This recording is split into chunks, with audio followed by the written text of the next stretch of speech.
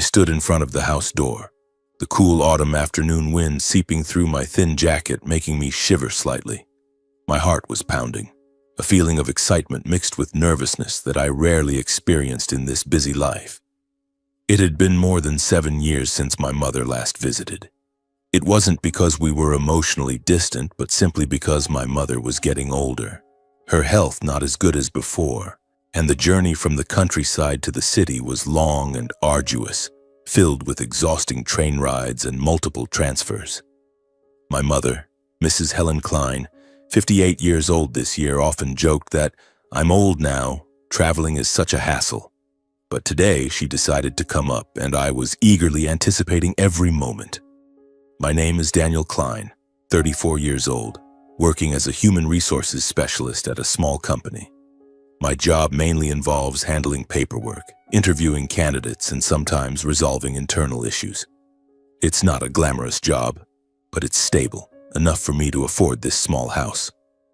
Today, I had taken the whole day off to prepare. I woke up at the crack of dawn, cleaned the house spotless, vacuumed every corner, and even changed the bed sheets in the guest room reserved for my mother.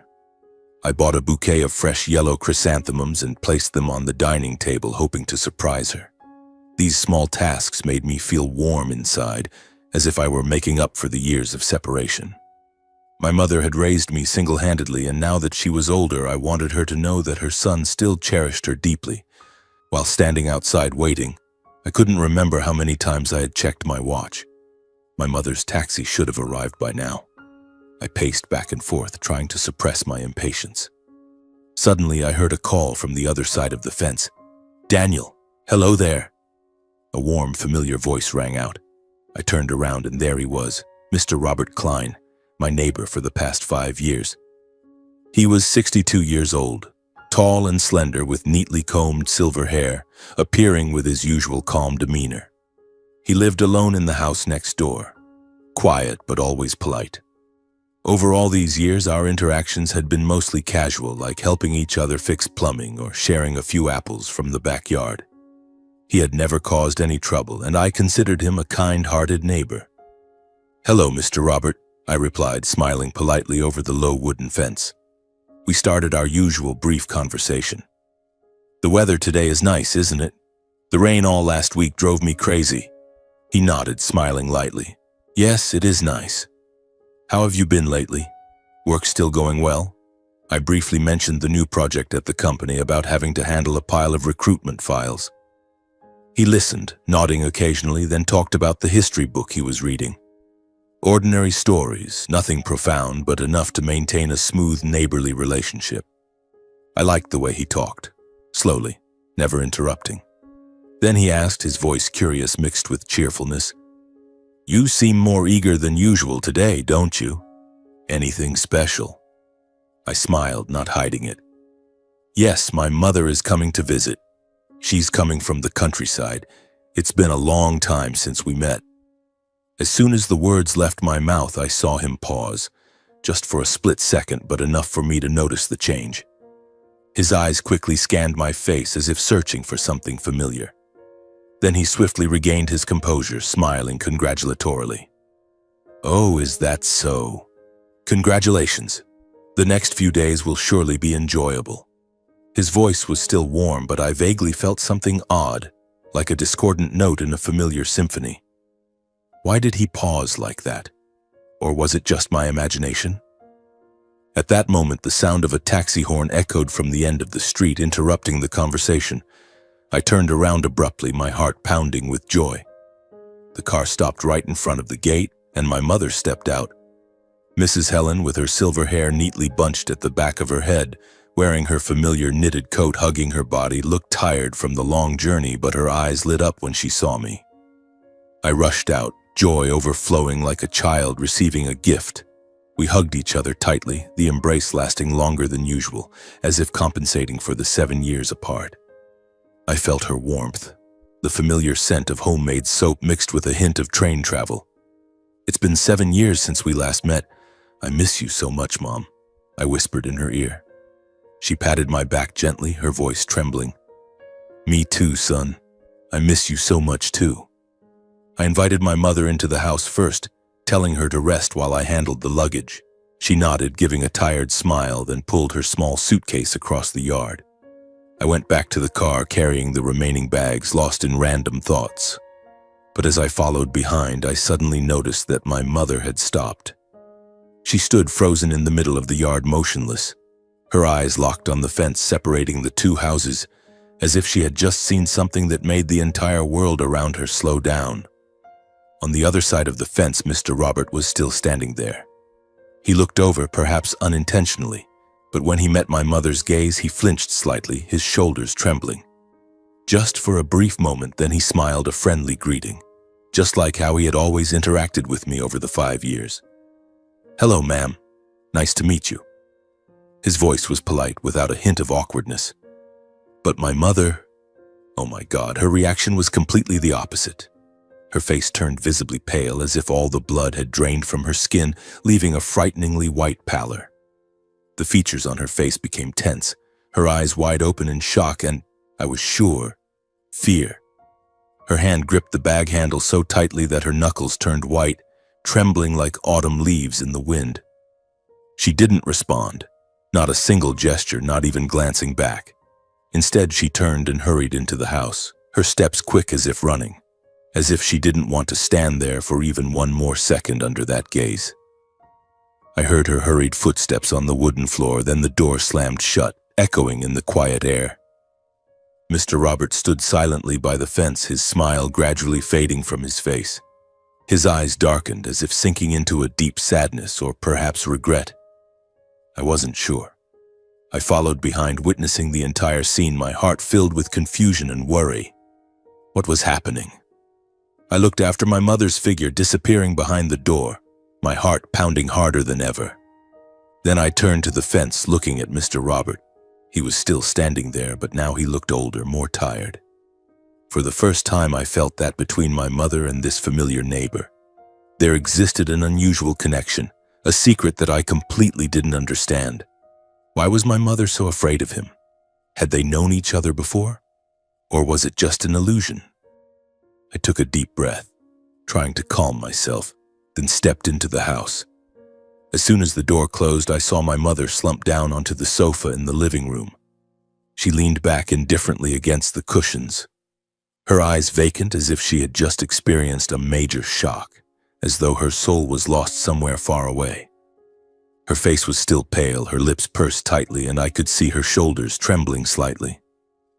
I called out to her, my voice full of worry, quickly stepping to her side, but she didn't react. I called her again, still silence. My heart tightened. I knelt down in front of her, holding her hand. "Mom, what's wrong with you?" It wasn't until the third time that she startled back to her senses, her eyes blinking as if waking from a dream, then looking up at me. "Oh, son, I'm fine. Probably just a bit tired." But her voice lacked conviction, trembling as if trying to hide something. In response to my barrage of questions, "What happened in the yard, Mom? Why did you react like that? Did Mr. Robert do something?" She just shook her head vigorously, trying to appear normal. "It's nothing, son. I'm just tired. The trip was long." I noticed her hand was still trembling lightly under mine. Her complexion hadn't recovered at all, still as white as a sheet. A feeling of unease began to spread in my heart, like a cold stream seeping gradually through my skin. My mother had never been like this. She was a strong person, having single-handedly overcome so many difficulties to raise me. Why was she so weak now? I forced myself to set the questions aside for the moment, not wanting to tire her further. "All right, Mom, rest. I'll bring the luggage to your room." I stood up, carried the suitcase and gift bags into the bedroom.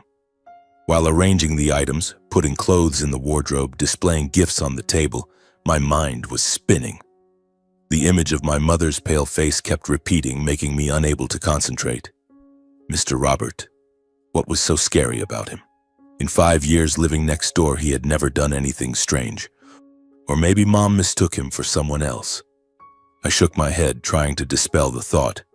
But the anxiety kept growing, like a balloon inflating about to burst. When I returned to the living room, I saw my mother still sitting in the same spot, not moving. Her eyes followed me, clearly wanting to say something but hesitating, as if struggling internally. She moved her lips a few times, trembling, then stopped, turning her face away as if suppressing her emotions. I sat down beside her gently. "Mom, what do you want to say? I'll listen." After a while, she finally spoke, her voice lowered. "Son, that neighbor, what's his name?" I was surprised, but still answered straightforwardly, "Mr. Robert. He's lived next to my house for the past 5 years. Very kind, Mom. Often helps me with minor repairs." Upon hearing that, my mother immediately became tense, her back straightening like a spring, her eyes darkening ominously. She gripped the armrest tightly, as if that name had touched an old wound. I noticed that excessive reaction immediately, my heart beating faster. "Mom, what's wrong? Do you know Mr. Robert from before?" She quickly waved her hand, her voice high-pitched. "No, this is the first time I've seen him. Never met before." But right after that, she continued, her voice resolute to the point that it startled me. "But he looks very dangerous, son. I advise you absolutely not to have any more contact. If possible, cut off all ties with him as soon as possible." I was stunned by that warning, as if splashed with cold water in the face. Mom didn't know anything about him at all. "Mom, what are you saying?" "Mr. Robert is very gentle, lives discreetly, polite, has never caused any trouble for me." I tried to explain, my voice slightly trembling from surprise. "He always keeps his distance, behaves humbly. In 5 years, I've never had to be wary of him. He even helped me fix the awning when it leaked during rain." But my mother remained firm, shaking her head vigorously. "I didn't misjudge him, son. My intuition has never been wrong. Please follow my advice, even if I can't explain the reason now." Her eyes looked at me imploringly, as if begging. I saw she was tense and tired, her eyes red from trying to hold back tears. I didn't want to argue further, so I nodded in agreement to reassure her. "Yes, I promise. I'll avoid him." In my heart, I thought, Mom is only staying a few days, then everything will return to normal. But the unease had taken root, and I knew it wouldn't easily disappear. The next 3 days passed in an indescribable atmosphere. Mom tried to act as if everything was normal, asking about my work, how the company was lately, any new projects, like a mother reuniting with her son after a long time. She cooked simple family dinners like roasted chicken, mashed potatoes, boiled vegetables, and tidied the house neatly. We sat eating together at the kitchen table. Mom told familiar stories about this person and that in the countryside, about old memories. I listened, occasionally smiling in response, trying to keep the dinner light. But the more I observed, the more I realized something was off. Her cheerfulness was like a thin shell. The smile didn't reach her eyes.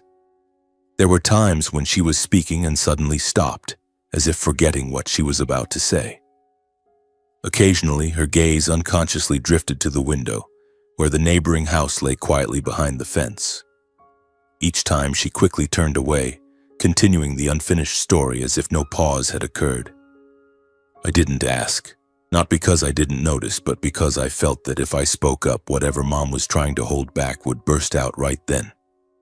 Occasionally, I caught my mother standing silently by the window, her eyes directed at the neighboring house, her face tense as if watching something. Then when I entered the room, she quickly turned away, pretending to dust the furniture. "What are you looking at, Mom?" I asked, but she shook her head. "Nothing, just admiring the trees."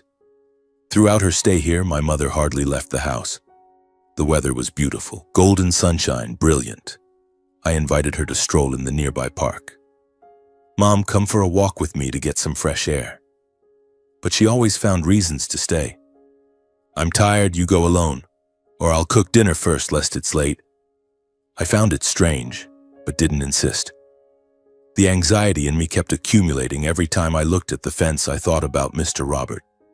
He was still as usual, watering plants or reading books in the yard. But now I avoided greeting him, following Mom's advice. On the day of departure, Mom got up early, packing her suitcase. She repeatedly reminded me, "You must stay away from that neighbor, you hear? Don't talk. Don't interact." Her voice was unusually urgent, as if fearing that a moment of carelessness would lead to something terrible. "Mom, I promise. But why are you so worried?" She shook her head. "I just want you to be safe." I saw her off to the taxi in a confused state of mind. She hugged me, whispering, "Remember to call me often." But as the car rolled away, I stood watching the taxi fade into the distance, my heart heavy.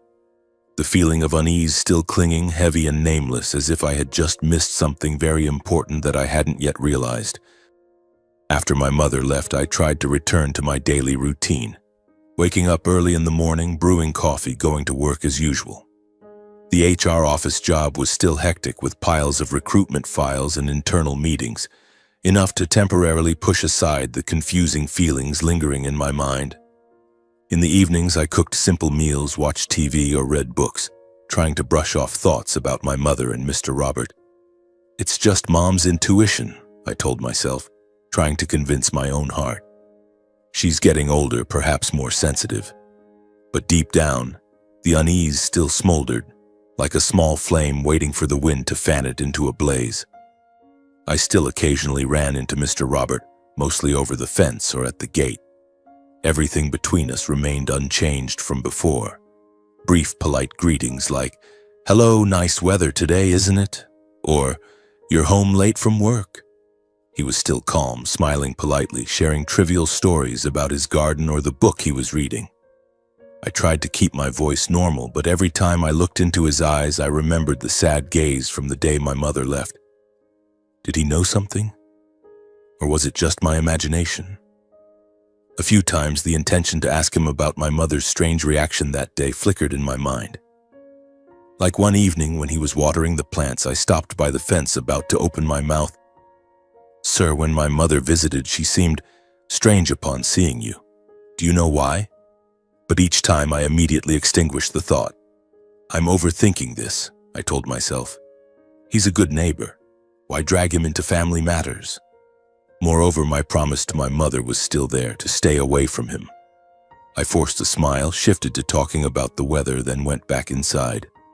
But the anxiety kept building like a ticking time bomb. Every brief encounter was now filled with suspicion. He smiled, but what was hidden behind that smile? I began observing him more closely from the window, seeing him live quietly, rarely going out, sometimes sitting alone in the yard with a pensive expression.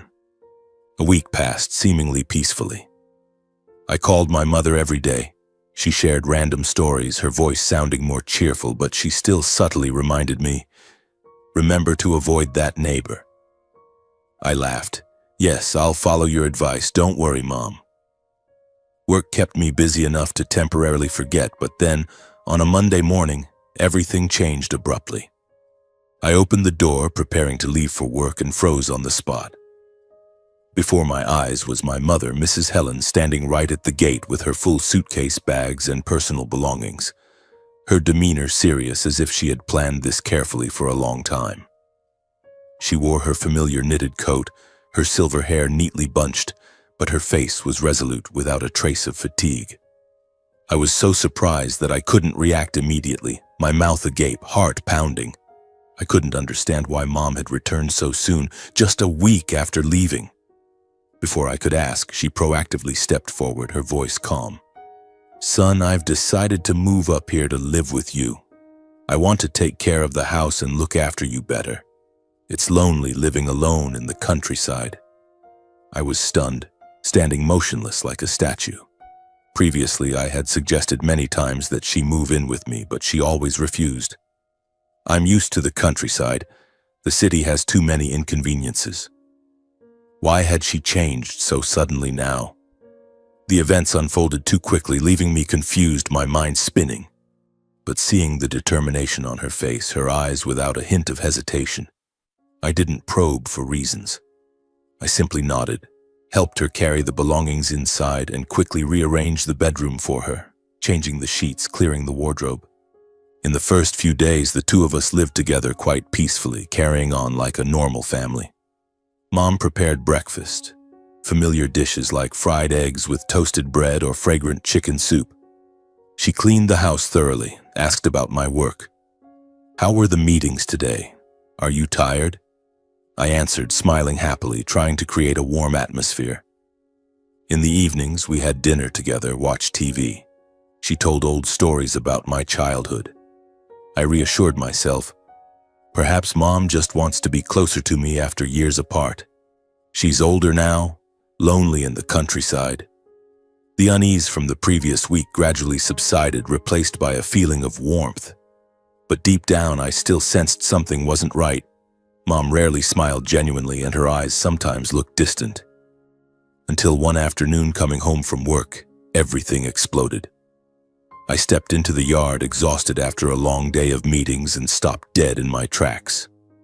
Before my eyes was a nearly 12-foot-high fence under construction, half-finished, completely blocking the boundary between the two houses. Gray concrete panels towered ominously, entirely obscuring the view to Mr. Roberts' house. Several workers were laboring busily, the hammering deafening, dust flying everywhere. I panicked and rushed into the house, unable to hide the surging worry and confusion. My heart pounding, I burst into the kitchen where Mom was standing. "Mom, what's happening in the yard? The wall? Why are you building such a high wall?" Mom calmly turned around, her voice even as if nothing was amiss. "I need a quieter space, son. Our house needs more privacy." I couldn't comprehend that reason, shaking my head vigorously. But the wall is only being built on the side adjacent to Mr. Roberts' house. Why? Nothing like this has ever been an issue before? I pressed further, my voice trembling with anger and concern. "Are you hiding something from me, Mom? Does it have to do with him?" But Mom offered no further explanation, just repeating, "It's necessary. I'm doing it for your own good." I realized I had no strong enough reason to object. Everything was handled by her, the expenses paid by her, the workers hired by her. Helpless, I silently watched the wall gradually take shape through the window. The concrete panels stacked high, soaring upward, completely blocking the neighboring house. My heart was filled with tangled questions, like a knotted mess impossible to unravel. For the first time, I felt that my mother was concealing something far more serious than what she had let on. Initial intuition? No, this was a decisive action, as if she were building a fortress to defend against an enemy. Mr. Robert, what had he done to my mother? Or was this secret bigger than I imagined? The next morning, I tried to push my questions aside. Work at the office was piling up, and I didn't want family matters to affect it. But on the way to work, I still thought about Mr. Robert. What would he think of that towering wall? It was like a silent declaration of war. In the afternoon, when I got home, I decided to take the initiative and ask him. I stepped into the yard, looking at the half-finished wall. There were still a few gaps large enough for me to call through. "Mr. Robert, I have something to talk about," I called, my voice slightly unsteady from nervousness. He appeared on the other side, his familiar tall and slender figure, silver hair under the afternoon sun. "Hello, Daniel. What's the matter?" I took a deep breath, trying to keep my voice calm. "About the new wall. My mother had it built. You're not bothered by it, are you?" He looked at me for a moment, then smiled, his tone strangely composed. "It's fine, son. Let Mrs. Helen do whatever she wants. I understand." Not a word of complaint, not a hint of annoyance, just a patient smile and distant eyes. I stood there, waiting for him to say more, but he only nodded and turned away. That submissive attitude didn't reassure me. On the contrary, it made me even more confused. Why didn't he react? Anyone else would be angry, right? I went back inside, my heart full of doubts. Mr. Robert, what was he hiding? A few days after the wall was completed, my mother's actions became increasingly intense and uncontrollable. She seemed to have turned into a different person, resolute, uncompromising. Every time she encountered Mr. Robert in the yard or at the gate, she deliberately ignored him or displayed cold hostility, avoiding him as if he were an enemy. Once I saw her standing at the gate. Mr. Robert passed by and greeted her. She turned away sharply, not a word in response, her shoulders stiff. I stood nearby, embarrassed. "Mom, you shouldn't treat my neighbor like that." but she pulled me inside. "Come in, son, don't talk to him." Sometimes she even made veiled remarks, implying that he was not a decent person, making the atmosphere heavy. Like one afternoon when neighbor Mrs. Smith came over, my mother complained, "That man next door, he looks so shady. Who knows what he does alone in that house?" Mrs. Smith nodded curiously. I sat listening, my heart pounding, trying to interject, "Mom, Mr. Robert is good." But she glared at me. "You don't know." My mother began spreading less than flattering stories about Robert to the neighbors around us. Not directly, just dropping hints that he was dangerous and unpredictable. I overheard her telling the Jones couple across the street that he lived too reclusively, the type who always had something to hide. Words like that spread faster than I thought, quietly but persistently, like a bad wind through the neighborhood. Before long, I noticed people starting to look at Robert differently. The polite nods disappeared. Morning greetings became rare. Some people deliberately crossed to the other side of the street when they saw him. Once a neighbor pulled me aside and whispered, asking if Robert had any issues, saying that what my mother had told her didn't sound right at all. I stood there, not knowing how to respond, only feeling a simmering discomfort rising in my chest. I had to step in multiple times to explain and reassure everyone. "No, Mr. Robert is just private. He doesn't cause any trouble." But my words were like the wind. The rumors had spread, turning Robert into someone to be wary of in the neighborhood. He still went to the market, watered his plants, but now people avoided him. I felt sorry for him, but I didn't dare say anything to my mother. It didn't stop there. My mother continually found excuses to make things difficult whenever she had direct contact with Robert. She complained about the trees in his yard overhanging into ours, even though it had never been a problem before. "Those trees are encroaching on the roots. You have to cut them down," she called over the wall, her voice sharp. Mr. Robert just nodded. "All right, I'll uproot that tree." Then she filed complaints about dog barking, even though Robert only had one small dog, a cute fluffy pup that rarely made noise. "The barking keeps me from sleeping," she told me, then sent a complaint to the homeowners association. The complaints, even civil lawsuits, were sent by Helen with a frequency that left me stunned. Every week she drafted a new one, about strange noises, about trash, even though he was a very tidy person. I advised her many times to stop. "Mom, this is going too far. He hasn't done anything wrong." My voice trembled with worry. Helen replied, her eyes cold and sharp.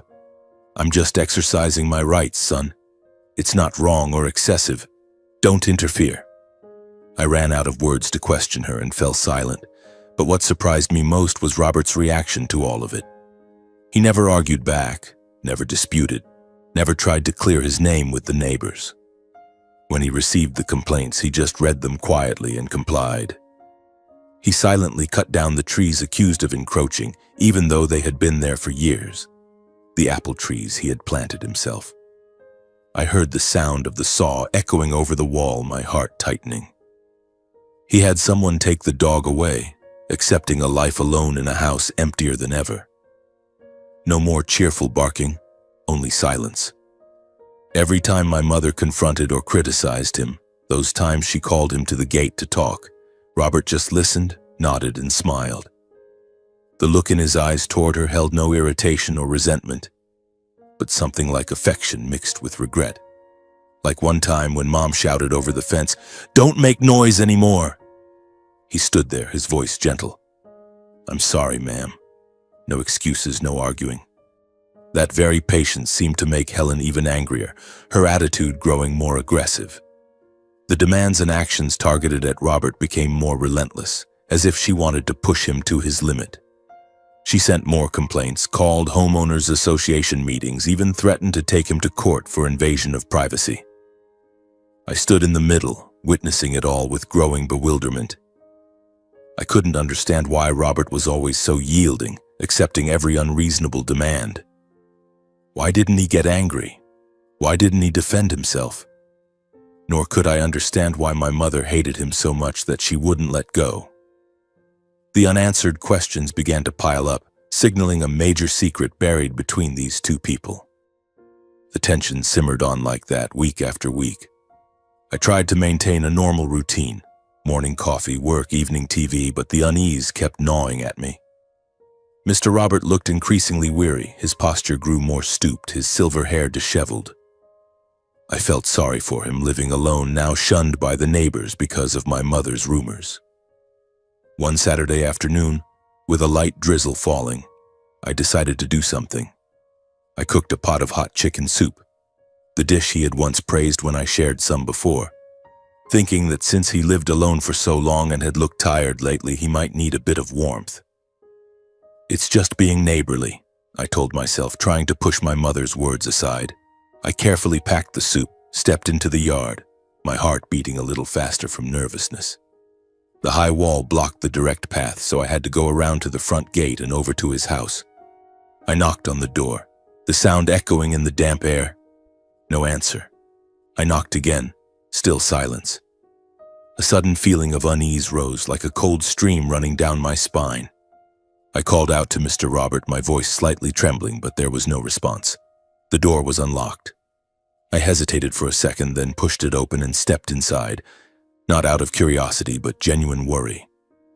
The house was clean but empty, filled with the scent of old books mixed with an air of loneliness. I walked into the kitchen and froze on the spot. Mr. Robert was lying motionless on the floor, his body tilted awkwardly, one arm still reaching toward the table as if trying to grasp something. His face was pale, eyes half closed, breathing faint and labored. My heart pounded wildly, panic overwhelming me. "Mr. Robert, what's happened to you? Wake up!" I rushed over, kneeling down to check on him. He was still breathing, but very weakly. His consciousness was almost gone. He didn't respond when I shook him and called out. I immediately pulled out my phone and dialed 911, my voice frantic. "Someone has collapsed, possibly a stroke. He's lying motionless, breathing very weakly. The address is 124 Elm Street, Portland. Please come quickly." I described his condition urgently, providing the address and requesting emergency help. My mind was spinning. How could this happen? He lived alone. If I hadn't come over? Just minutes later, the sound of ambulance sirens pierced the street, cutting through my chaotic thoughts. Paramedics rushed in, quickly providing first aid, checking pulse, breathing, administering injections.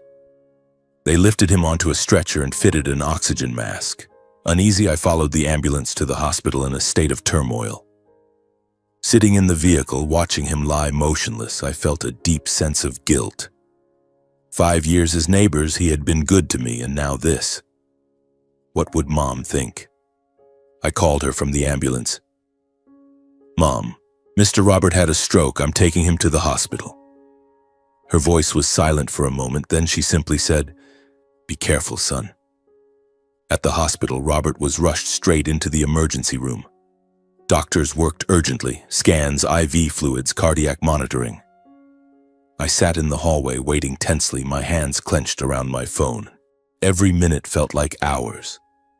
Finally, the doctor emerged, his voice grave. "He suffered a severe stroke due to a cerebral blood clot. He's past the initial critical phase, but his condition is still very dangerous. Complications could arise at any time. Paralysis, heart failure, or worse." I nodded, my heart heavy. "Can I visit him?" The doctor agreed but warned, "Yes, but please keep it quiet." In the days that followed, knowing he lived alone, I stayed at the hospital, keeping vigil outside his room and handling necessary tasks even though I wasn't legally family. I bought water, washcloths, and even contacted the homeowners association to secure his house. Each time I visited, seeing Robert lying in the hospital bed, noticeably thinner, wrinkled skin, sunken eyes, my feelings of guilt and pity grew stronger. He gradually regained consciousness but was very weak, speaking haltingly. He whispered thanks to me, his voice trembling. I called my mother to update her in detail, unable to hide the worry in my voice. "Mom, he's very weak.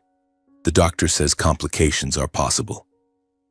She was silent for a long time, then said, "Don't get too involved." But her voice sounded strange, not as harsh as before. A few days later, unexpectedly, my mother appeared at the hospital. She walked down the hallway looking tired but determined, her silver hair disheveled, eyes red from lack of sleep. By then, Robert could sit up with effort, speaking slowly but more alert. I was surprised. "Mom, what are you doing here?" She didn't answer, just looked at me and walked into the room. My mother stood at the bedside, gazing at Robert for a long time, her eyes interwoven with anger, pain, and something indefinable. Perhaps regret? She turned to me, silent for a long while as if battling internally, her hands gripping her bag strapped tightly. The atmosphere in the room was heavy, broken only by the beeping of the heart monitor. Finally, Helen let out a deep sigh, her face as if releasing a burden suppressed for many years. She sat down, her voice trembling. "Daniel, I can't hide it from you any longer. It's time you knew the truth." My heart pounded, anticipation surging. The truth about what? She looked me straight in the eyes, then turned to Robert. Robert is your biological father, the man who abandoned us when you were very young." Her words hit me like a thunderbolt. I was stunned, my mind reeling, limbs going limp. My biological father was Mr. Robert. How could that be? I looked at him, then at my mother, mouth agape, unable to speak.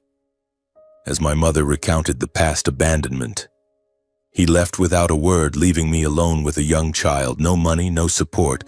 Robert immediately bowed his head, his eyes avoiding mine, not daring to look directly.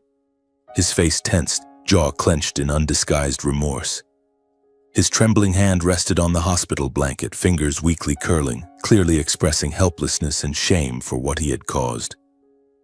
She spoke of the years raising me alone in hardship, loneliness, and humiliation. When that man disappeared without explanation, I did every job, from laundry to street vending, just to put food on your table. Those nights crying alone, thinking about the future. Her voice choked, tears streaming down. Robert closed his eyes for a long time, as if unable to bear hearing the consequences of his departure all those years ago. A silent tear rolled down his cheek, but he didn't wipe it away, nor did he offer excuses. He simply let the torment show clearly on his aged face. The buried memories resurfaced with every word, making the hospital room heavy, the air thick and oppressive. I was overwhelmed by the truth just revealed, my mind spinning, limbs weak. I stood silently, feeling as if everything I had believed for over 30 years had collapsed in an instant. My biological father was Mr. Robert, the neighbor I had lived next to for 5 years, exchanging casual greetings, even sharing a few apples from his backyard. And he was my father? How could that be? I looked at him lying in the hospital bed, frail and weak, then turned to my mother, her face streaked with tears and exhaustion. My heart was in turmoil, torn between conflicting emotions. Heartache for the years my mother had endured alone, resentment toward him for abandoning us, and confusion about which side to take. I wanted to shout, to run out of the room, but my feet felt nailed to the floor. My mother wiped her tears, her voice trembling but resolute. "I've told you the whole truth now, Daniel. Nothing more to hide." She glanced at Mr. Robert, and he nodded faintly in confirmation, accepting whatever my reaction might be. His eyes offered no excuses. He just lay there silently, breathing weakly. She continued, "From this moment on, the decision whether to acknowledge this man as your father is entirely yours. I won't force you, son." Her words felt like yet another burden placed on my shoulders. A decision? How could I decide when everything was in such chaos? I looked at my mother, at her face deeply etched with fatigue and pain, the wrinkles around her eyes, her lips pressed tightly from years of bearing the load alone. She had sacrificed so much, raising me single-handedly without ever complaining. Then I turned to Robert lying in the hospital bed, him, my father, looking so fragile that it made my heart ache. Robert's eyes held no pleading, no pressure. They simply waited quietly, as if prepared for any outcome. He said nothing, just looked at me with profound remorse, as if saying, "Do what your heart tells you." In that moment, time seemed to stand still. I suddenly remembered my childhood growing up in absence, the days when my mother silently shouldered everything. I recalled those late afternoons when she came home after long shifts, drenched in sweat, yet still forcing a smile. "Are you hungry, son? I'll cook something quick." The late dinners, just the two of us, and the nights when she was exhausted but still pretended to be fine, reading stories to me even as her eyes stung with fatigue. I remembered the hesitant question I once asked about my father. "Where is Dad, Mom?" And how she would sadden, her voice quiet. "He's no longer with us, son." I gradually learned to swallow that question back, not wanting to see her hurt. Then I also remembered the past 5 years living next to Robert without knowing the truth, recalling his humility, his quiet nature, and the eyes that always carried a sense of remorse. The times he helped me fix plumbing, shared apples, or simply greeted me with a sad smile. Now I suddenly understood that Robert had chosen silence not out of indifference, but because he lacked the courage to face us, only wishing to live quietly near his son. He had watched me from afar, choosing the house next door to make amends in silence. Why hadn't he spoken sooner? Or was the remorse so great that he feared facing the present? Reality returned when I realized Robert's condition was still critical and could worsen at any moment. The heart monitor beeped steadily, reminding me that time waited for no one. After a long silence, I felt I had thought long and deeply enough for this irreversible decision. Anger, pain, but deep down I felt pity for him, my father. I turned to Robert, nodding slowly and decisively, and uttered the word Dad. It came from the bottom of my heart, awkward but sincere. All the pent-up emotions in Robert seemed to burst. Tears streamed down his aged face, his trembling hand reaching out toward me. My son," he whispered, voice choked with emotion. I stepped closer, embracing him tightly in an awkward yet deeply emotional hug. His warmth spread to me, the hospital smell mixed with his familiar scent of old books in the garden. I cried, tears soaking his gown, all the years of absence flooding back. My mother stood beside us, silently turning away, her eyes red, tears falling quietly. She said nothing, just stood there, witnessing the moment she had perhaps feared for years. In the days that followed, I stayed at the hospital caring for Robert, my father, attending to every small need from meals to rest. Early in the morning, I bought nutritious porridge from a nearby shop, feeding him spoonful by spoonful. "Eat, Dad, so you can get better soon." He smiled weakly. "Thank you, son." In the evenings, I sat by the bed, telling him about my daily work, about recruitment files. He listened, his eyes lighting up. "My son is so capable, Daniel."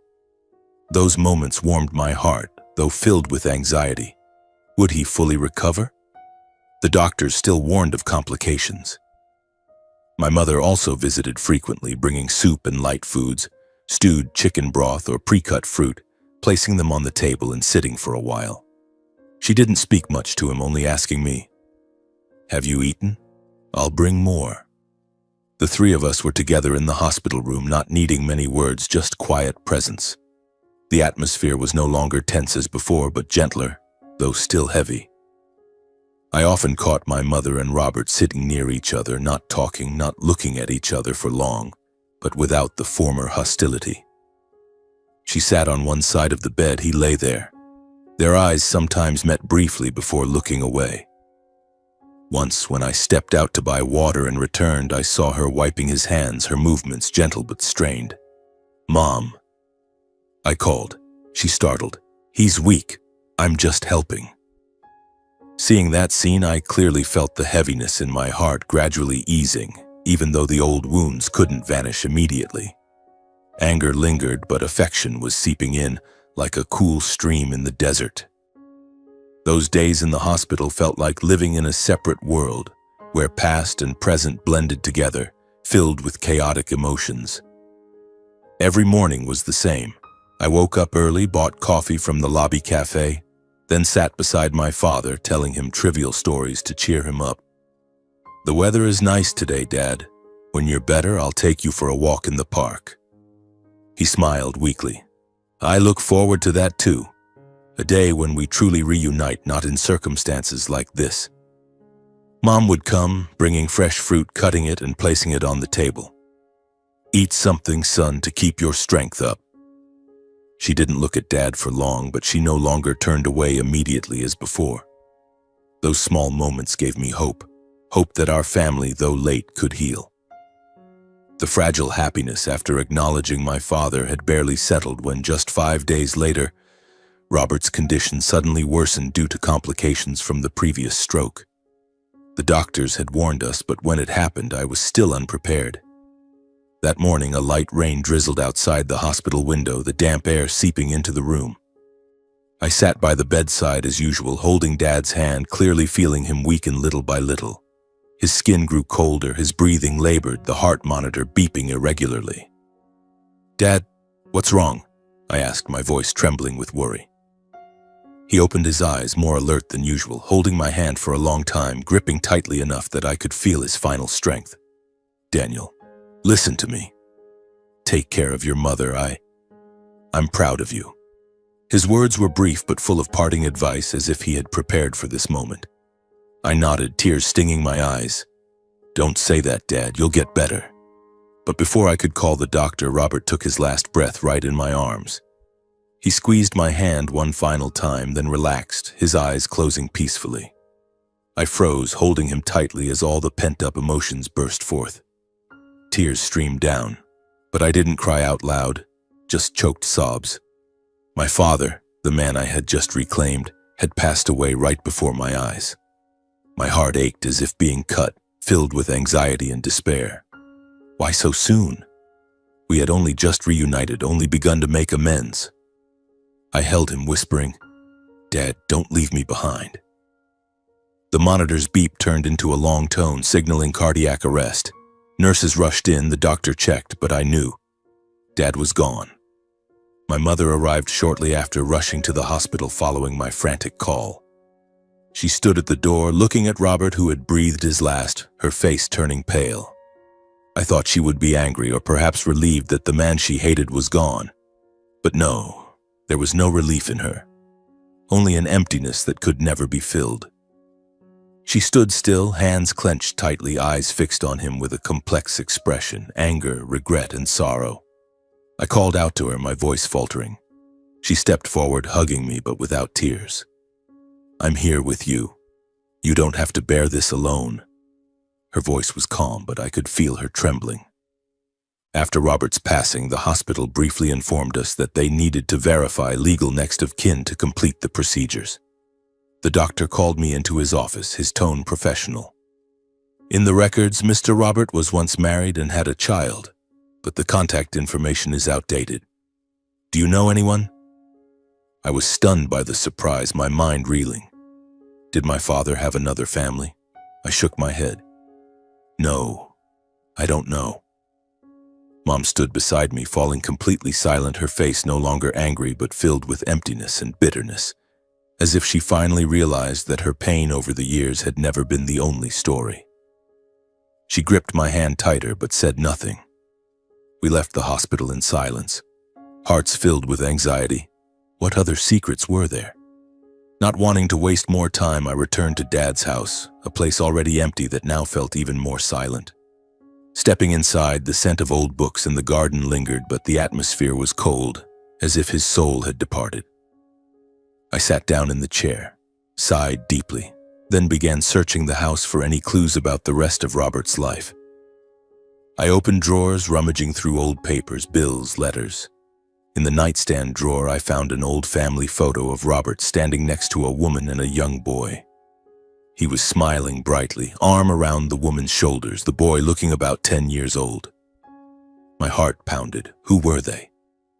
On the back of the photo was a handwritten phone number. I guessed it belonged to the woman in the picture. I stood there for a long time before dialing, my hands shaking, then telling myself I had no other choice. I needed the full truth. The call was brief but heavy. It rang a few times, then a middle-aged woman's voice answered. "Who is this?" I took a deep breath. "Hello, ma'am. I'm Daniel Klein, son of Robert Klein. He passed away this morning." The other end went silent, only heavy breathing audible. Then she said, "I'm Linda, his wife." She confirmed she was Linda, Robert's legal wife, currently living with their son in Sacramento, California, and that Robert had left their family exactly 5 years ago. He abandoned us without explanation, just like with Mrs. Helen, right? She asked, her voice full of bitterness. I was stunned. How do you know my mother? She sighed. He told me about her and you in the early years of our marriage. I never expected that you would call me. The call ended, but my heart felt heavier. My father had 2 families. He abandoned both. Before leaving the house, I accidentally discovered a carefully clipped stack of papers in the drawer. Inside were DNA test results bearing my name and Robert's. Positive, proving he was my biological father.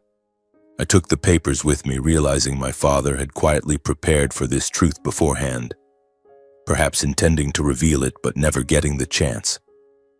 My hands trembled, tears falling. Why did he hide it? Why live next to me without acknowledging it? I returned home, heart filled with anxiety and pain. Mom was waiting. I told her everything. She was silent, then cried, I never imagined he had another family. We hugged, but the atmosphere was heavier than ever. Robert's funeral was held at the local church, where he had lived and passed away in his final years. I handled everything, choosing the casket, funeral flowers, notifying neighbors. The mood was somber, with a light drizzle falling. Linda and her son Evan flew from Sacramento to attend, appearing before Daniel and Helen for the first time. I picked them up at the airport. The atmosphere among us was awkward and heavy. Linda looked about 55, slender, her eyes red as if she had just finished crying. Evan was around 28, tall, with a build very similar to our father's, but his eyes were full of wariness and suspicion when looking at me. Thank you for calling to inform us, Linda said, her voice cold. The funeral proceeded in a heavy and distant atmosphere. Daniel and Helen attended as close neighbors, quietly handling local arrangements, setting up chairs, distributing programs.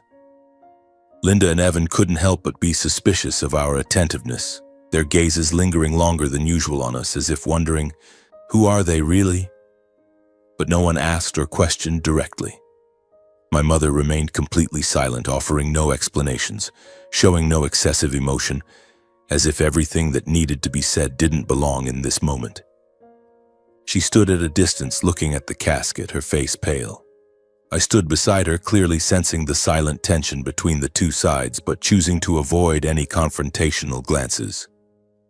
Evan looked at me a few times as if wanting to ask something, but then held back. The funeral ended in heavy silence, each side leaving in separate directions without farewells. Linda and Evan returned to their hotel. We went home. Mom and I left the cemetery with a sense of emptiness and a premonition that the unanswered questions would soon be raised. On the way home, Mom was silent. I drove with my mind spinning. Linda and Evan, my half-brother. Why did Dad abandon them to live next to me? This secret wasn't over yet. Not long after the funeral, about a week later, my mother and I received a call from the lawyer representing Robert. His voice over the phone was professional and detached. Mr. Daniel Klein, this is Attorney James Harlan, representing Mr. Robert Klein.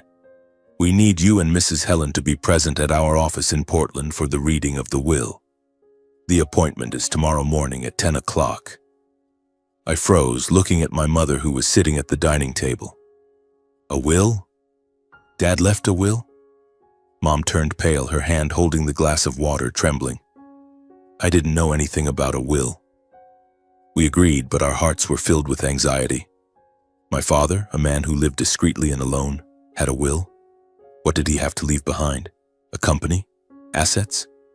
And what about Linda and Evan? Were they involved? That night I couldn't sleep, tossing and turning, thinking about the meeting. Mom was the same. I heard her shifting through the wall. My mother and I arrived on time at the lawyer's office in downtown Portland. A modern glass building, but the atmosphere inside was as heavy as a courtroom.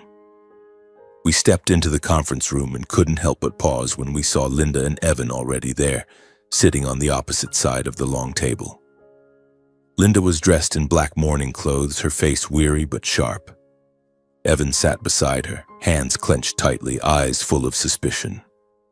Linda's gaze lingered on my mother and me longer than usual, as if she was beginning to realize that the relationship between us and Robert was not as simple as she had thought.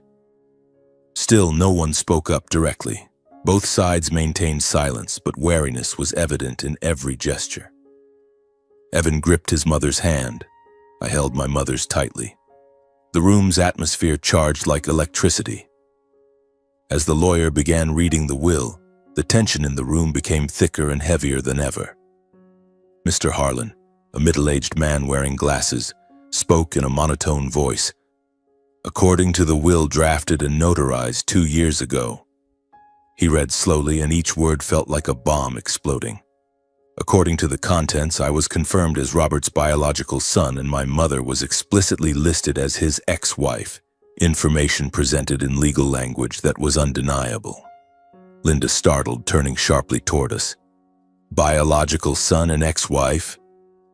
Evan gaped, his face flushing red. My heart pounded, anxiety surging. The truth was out. According to the will, I inherited 45% of the company's shares, including controlling voting rights sufficient to manage and direct the business operations. My mother inherited 25% of the company's shares, along with management of a separate financial portfolio including cash, bonds, and a long-term trust account. The will also clearly stated Robert's wish that I become the successor and run the company, viewing it as belated compensation for the years lost. Beyond the shares, I inherited full ownership of intellectual property, patents and trademarks that Robert had built, which had enabled the company's sustainable growth and expansion. A company? My father had a company? I was stunned, looking at my mother. She was equally surprised, her hand covering her mouth. The portion of the estate for Linda and Evan was specified as follows: 20% of the company's shares, insufficient for control, merely as financial shareholders. The villa in Sacramento where they currently lived. 10% of the remaining assets in cash to ensure long-term stability. As soon as the will's contents were fully disclosed, the room seemed to explode. Linda shot up from her chair, her face pale with anger, her voice high and sharp. This is absolutely unacceptable. The will is completely unfair. Why did he leave almost everything to them? Who are they anyway? On what legal basis? She pointed directly at us, her eyes bloodshot. Evan stood up too, jaw clenched, his gaze fixed on me. You say you're his son? He said, voice trembling but aggressive. Then what about all those years? We lived with Dad, what about you? I swallowed hard, trying to keep my voice calm. I didn't know of his existence until a few weeks ago. I had no idea who I was in his life. Evan let out a bitter laugh. How convenient. You knew nothing, and now you control everything. Linda turned to the lawyer, her voice nearly breaking into sobs. Are you sure my husband was of sound mind when he signed these papers? Or did someone influence him? The lawyer adjusted the files in front of him, responding briefly that the will was drafted when Robert was fully competent, with independent witnesses and proper notarization. Linda fell silent for a moment, then looked directly at my mother. Did you know he had another family? My mother finally spoke, her voice low and restrained. I only learned the truth when he was about to pass. The room quieted for a brief beat, enough for everyone to understand that the pain didn't belong to just one side. Mom gripped my hand tightly under the table. I knew that though this would drag on, this moment had etched itself deeply into all our memories. The lawyer intervened several times, trying to maintain a calm voice. Everyone's emotions are understandable, but the court only considers evidence and legality. Linda whipped around, laughing bitterly. Evidence? What about the years we lived with him? Doesn't that count as evidence? Evan looked straight at me, his voice lowered but icy. Do you know what it feels like to be abandoned? Or did you only learn about it when you got chosen? I wanted to say something, but my throat tightened. I just shook my head honestly. I was never chosen. I only just found out who I was. Linda shook her head repeatedly, tears welling up. It's too late. Everything is too late. The lawyer closed the file folder, his voice decisive. If there's nothing more, today's session ends here. Linda gripped Evan's hand tightly, pulling him to his feet. Before leaving, she turned back one last time, her eyes full of resentment. We won't let this end like this. The door slammed shut, leaving the room in silence, and I sat there, realizing that the will just read hadn't only divided assets, it had torn another family further apart. The conference room fell silent, broken only by heavy breathing. My mother and I stayed a little longer, neither saying a word to the other. The lawyer handed over documents. Here are the copies. The company is in the suburbs of Portland, specializing in software technology. I nodded mechanically, but my mind was in turmoil. On the way home, I clearly felt that the pain that hadn't yet subsided was now replaced by the weight of responsibility and the impending consequences. A company? Controlling rights? Would Linda sue? My heart pounded, anxiety surging. We returned home in silence, the rain falling heavier. I drove slowly, my mind reeling from the numbers and legal terms I had just heard: 45% shares, voting rights, patents. My father, Mr. Robert, a man who lived so discreetly that I thought he only had a small house and a few old books, turned out to own a valuable technology company. He had built it during the years he abandoned us and now left it behind as belated compensation. But what kind of compensation was it when it only caused more pain?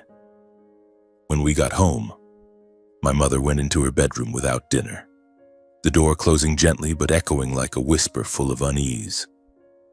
I sat alone in the kitchen, staring at a cup of cold coffee, my heart filled with worry. Linda and Evan, they wouldn't let us be. I knew that for sure. In the days that followed, life felt suspended. I returned to work, but my mind couldn't focus.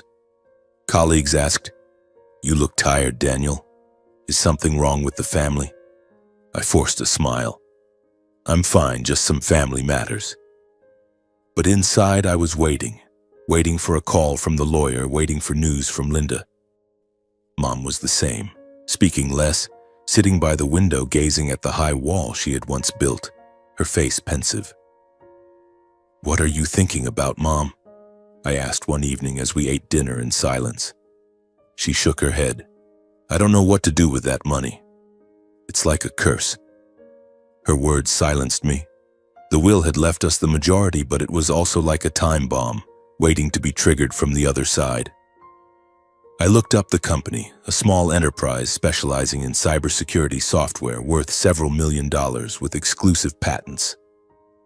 Dad had built it quietly, keeping it hidden from everyone. Why didn't he tell us? Why leave this burden behind? A week after the will reading, the official lawsuit from Linda and Evan arrived by mail. I opened the envelope and read the dry legal lines. A request for the court to review the will's validity and inheritance rights, alleging it was influenced by external factors and unfairness. I wasn't surprised. I understood this confrontation was inevitable, just a matter of sooner or later. Linda and Evan had lost their father, their husband, and now most of the estate. They had every right to be angry. I called Attorney Harlan immediately. "They've sued us." He remained calm. "We'll prepare. The will is solid." Mom read the complaint, her face paling. I don't want to fight, son." But we had no choice. We had to face it.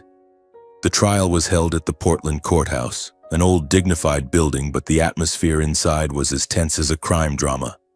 We sat on one side, Linda and Evan on the other, lawyers from both sides ready. The lawyer representing Robert, Mr. Harlan, confirmed that the will was drafted when he was fully competent and voluntary. He presented medical confirmation of mental health. Legal documents were submitted, including the DNA test results verifying I was Robert's biological son, conducted before his death. Harlan held up the papers. "This is irrefutable scientific evidence." Linda and her lawyer countered, "The will is unfair. He was influenced by his first son, abandoning his legal family." She recounted the 5 years Dad left, her voice trembling with pain. Linda's arguments gradually lost weight against the clear and valid evidence. Harlan refuted each point. No evidence of influence. The will was voluntary. The judge listened, taking notes. I sat beside Mom, hands clenched tightly, anxiously following along. Evan glanced at me a few times, his eyes full of resentment.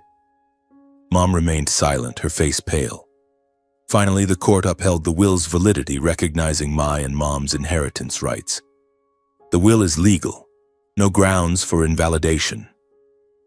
The judge's words rang out, but no one applauded. Linda cried. Evan slammed the table. We won, but why did it feel so heavy? My mother and I left the courtroom in silence, feeling no joy or victory, just an indescribable emptiness. On the way home, Mom whispered, "We won. But why does it feel so sad, son?" I shook my head. "Because we're taking from them, Mom." Back home, we sat for a while without eating or drinking. The anxiety eased, but remorse rose. A few days later, when things had temporarily calmed, the media briefly reported on the inheritance dispute. Mom took the initiative to talk to me about the inherited assets. She sat at the kitchen table, her voice serious. "Daniel, I've thought a lot about the will. I want to redistribute a portion to Linda and Evan." I listened, my heart lightening. She continued, "No matter how painful it was, they weren't the ones who made the mistakes in the past. Your father was wrong, not them." I listened and agreed immediately because I didn't want to build my life on others' losses. "I agree, Mom. We'll make it fairer." The two of us proactively arranged to meet Linda and Evan. I called, my voice hesitant. "Mrs. Linda, we'd like to meet to talk." She hesitated but agreed. The meeting was at a neutral cafe in Portland. The initial atmosphere was tense. Linda and Evan sat across from us, faces cold. When they heard the proposal to redistribute assets, we offered an additional 15% of shares and a portion of the finances. Linda and Evan were stunned, unable to hide their surprise. "Why would you want to redistribute?" Linda asked, her voice trembling. Evan looked at me. "Why would you do this?" There was no more arguing or resentment. The meeting's atmosphere became quieter and more honest. We talked for a long time, sharing our pain. The two women spoke to each other for the first time with belated apologies, not to erase the past, but to close the hatred. Mom looked at Linda. "I'm sorry for what he did to you. I hurt just like you." Linda cried. "I'm sorry too. He abandoned both of us." Evan and I exchanged glances that were different, no longer confrontational but cautious understanding. "I don't know what to say," I said. Evan nodded. "We brothers both suffered because of Dad." The meeting ended in gentle silence, each side leaving separately. Though it couldn't yet be called reconciliation, a fragile bond had been kindled, opening hope for a less burdensome new beginning. On the way home after that meeting, I drove slowly, letting my mother sit beside me in quiet thought. She gazed out the window, hands tightly gripping her bag strap, but her face was no longer as tense as before. The rain had stopped, and the afternoon sun filtered through the clouds, casting golden streaks of light onto the streets of Portland. I clearly felt a sense of relief creeping in, though my heart still held some anxiety. Would Linda and Evan truly accept it? Could we build something from these ashes? When we got home, my mother smiled, a rare one. "Today was better than I thought, son." I nodded and hugged her. "Yes, Mom. We did the right thing." That night I slept better than I had in days, though dreams still lingered with images of my father. He smiled from afar, as if watching over us. After that meeting, life for my mother and me gradually returned to a normal rhythm, free from legal tensions or simmering confrontations. Calls from the lawyer dwindled and the lawsuits became part of the past. We began planning for a new beginning. I quit my old job, the HR specialist position now just a memory, to focus on my father's company. Mom agreed. "Follow his wishes, son. I'll support you." We moved to a new house near Robert's company headquarters as a way to start anew in a place tied to the present and future. The house was more spacious, with a small garden in the back, located in the suburbs of Portland, close to the cybersecurity software company my father had built. We chose it for its convenient location, just a 10-minute drive from the office, and for its peaceful atmosphere with tree-lined streets and friendly neighbors. Moving was an emotional process. I packed our belongings, looking back at the old house with its chaotic memories. The old house, with its high fence separating the two families, was left behind, not demolished but remaining as a silent reminder of the misunderstandings, resentments, and silences of the past. I stood looking at it one last time before handing the keys to the new buyer. The towering gray concrete wall still stood there, blocking the view to the neighboring house. It had once been a symbol of division that my mother built in anger, but now it was just a relic, reminding me of those months filled with anxiety and worry when secrets gradually came to light. "Do you regret that house, son?" Mom asked as we drove away. I shook my head. "No, Mom. That's the past. We need to look forward." She nodded, eyes fixed on the road ahead. I officially took over the management of the company in accordance with my father's wishes, step by step getting accustomed to the new role and its responsibilities. The early days at the company were truly challenging. I walked into the office, meeting the old leadership team, people who had worked with my father. "So this is what young Daniel looks like? Mr. Robert mentioned you," the technical director said, voice surprised. I sat in meetings, listening to revenue reports and product development plans. The company specialized in cybersecurity software with exclusive patents on data encryption, my father's legacy. I didn't know much about technology, but I learned quickly, reading documents day and night, seeking input from employees. Anxiety surged in those first days. Can I really shoulder this role? This is a multi-million-dollar company and I'm just an HR specialist. But gradually I adapted, signing new contracts, meeting partners, feeling the weight, but also the excitement. I didn't work alone. I had Evan's support, and the two of us slowly built a partnership based on respect and shared goals. After the asset redistribution meeting, Evan called me. "Bro, I've been thinking about the company. I have software experience. Can I help you?" I was surprised but agreed immediately. "Come here. Let's do it together." Evan flew up from California and began joining meetings with me. He offered ideas, sharing technical insights that I lacked. At first, things were awkward. He hadn't fully let go of his anger, and I carried an indescribable sense of guilt.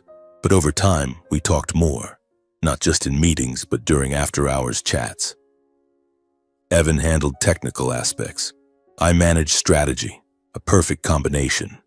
The company grew steadily and thrived, not through possessive ambition, but through joint effort and the transparency I always believed in. We signed new contracts with major firms, revenue increasing 20% in the first quarter alone. My mother stepped back, not deeply involving herself in business matters, instead focusing on her own emotional well-being. She planted flowers in the new garden, read books, and even joined a local yoga class. "I'm getting old. I shouldn't meddle in you kids' affairs." She laughed when I asked for her opinion, but she still supported me, cooking dinner and waiting for me to come home. "How's the company, son?" I told her, and she listened, eyes bright. She and Linda occasionally met, no longer in confrontation, just two women who had endured similar wounds, sitting together to chat and listen. It started over the phone. "Mrs. Linda, how have you been?" Then in person when Linda visited Portland. We invited them for dinner. The two women sat apart, sharing past stories. "He once promised me," Linda said. Mom nodded. The same with me. No tears, just calm sharing. I observed from afar, heart warmed but anxious. Had they truly moved past it? The relationship between the two families gradually became more natural, unforced, without needing labels. No more lawsuits or resentment, just occasional check-in calls. On weekends, the two households often met for dinner. The atmosphere simple and peaceful, without the former distance. The first time at our house, we ate Mom's cooking, roast meat and salad. Linda complimented, "Mrs. Helen's cooking is wonderful. It's delicious." Evan and I talked work. The mothers chatted casually. No loud laughter, but cozy. The next time at a hotel when they visited, we ate seafood and shared old photos. I watched the two mothers converse, realizing the serenity on their faces was something they had paid dearly for over many years. They had once indirectly hated each other through my father. Now they sat together, listening like old friends. Looking back on the journey, I understood that no matter how painful the truth, it must be faced, for only then can resentment passed from one generation to the next be ended. Those months of anxiety from Mom's visit, the wall, the stroke, the will, the lawsuit, now felt like a long film. I sat alone in the company office looking at Dad's photo on the desk, reflecting. I realized that the mistakes of those who came before don't have to become burdens for those left behind if people have the courage to choose forgiveness. My father was wrong, but I chose to forgive, to share. For me, the greatest asset wasn't in the shares or management rights, but in not letting the past define who I am. I was grateful for life, not because all wounds had healed, but because those involved had learned to live with them. One weekend evening, we met again, sharing dinner, talking and laughing without the former awkwardness. Not perfect, but enough. The future still held many unknowns, but this time I believed we would be okay.